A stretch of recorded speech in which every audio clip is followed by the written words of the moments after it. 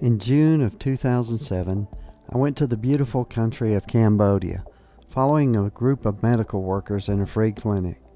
We visited the busy city of Phnom Penh, and then we visited several remote villages along the Mekong River. While we were there, I met a Vietnam veteran who had come back to Cambodia in search of his best friend who had been captured and taken to Cambodia during the Vietnam War. His story was so compelling, I ran and got my camera and sat down and interviewed him. Here's his story. My name's Dan Smith. I'm from Washington State. I have a friend that was captured by the Viet Cong in 1968 in Vietnam. He was transported by the Viet Cong to Cambodia on the Cambodian border, where he was held till 1972 in the jungles. In 1972, a Cambodian army officer became friendly with my friend in this Viet Cong village because he sympathized with the Viet Cong. Viet Cong didn't know if they were going to have to kill my friend because it was becoming unmanageable to take care of him. So he would convince the Viet Cong to release my friend to his custody. And so they agreed. They brought him to a village called Kampon, which is about 120 kilometers from here. And it was approximately 30 kilometers from the Vietnamese border into Cambodia. He was made to drive a truck for this Cambodian army officer for a year, do menial tasks for him. And then the Khmer Rouge moved in 1973, and the Cambodian army officer, of course, defected to the Khmer Rouge. My friend was then segregated from any of the villagers. He was made to sleep and live in the security station. According to the Vietnamese villagers I spoke to, they said they worked him like a cow from 1973 to 1975 in the village of Kampon Cham. The Vietnamese started infiltrating into Cambodia at that time, looking for Khmer Rouge. And they were afraid that my friend would be seen by the Viet Cong and that he would be recaptured from the Viet Cong. So they moved him an additional 50 kilometers further inland into Cambodia into a village called Coffee Village, or it's Cham Coffee, and all it means is a coffee plantation.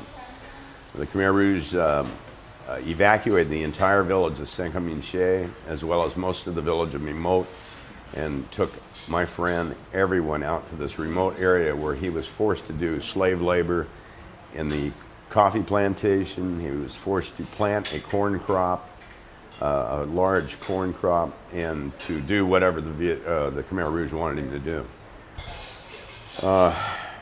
They worked him from morning till night from 1975 to 1977.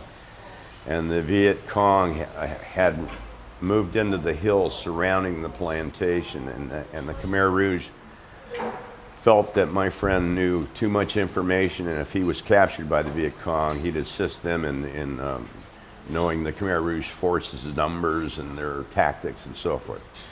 So one morning they sent him into this cornfield to work, and they sent a little boy maybe an hour later to tell him to come back to the main security office in the coffee village. As he was walking back to the village security office, they took him at gunpoint in the road, tied his hands behind his back, put a blindfold on him, and marched him about 1 kilometer from that site into a rubber plantation, at which point they beat him to death. Didn't shoot him. Most of the villagers that were prisoners along with him in this coffee village loved my friend. They said he was a kind and gentle man, that he would try to protect them from the Khmer Rouge when they were brutal. He would take on any unnecessary hardship, a heavy burden task, just so the weaker people didn't have to suffer because they weren't fed hardly anything. Well, they beat my friend to death with clubs and buried him in about a 1.5 foot grave. And after they killed him, they went back to the village and began killing all the villagers. And they didn't want to upset the villagers by them knowing that they had killed my friend. And that was, it's been unknown what had happened to him since 1968. There have been rumors he was still alive. There have been rumors that he had been seen in several areas in Cambodia and Vietnam, but truth and point is he died in September of 1977 when they killed him. And now I've located the spot of ground where his body is, and the American government and the Cambodian government in concert will go out and excavate the gravesite and return his bones home.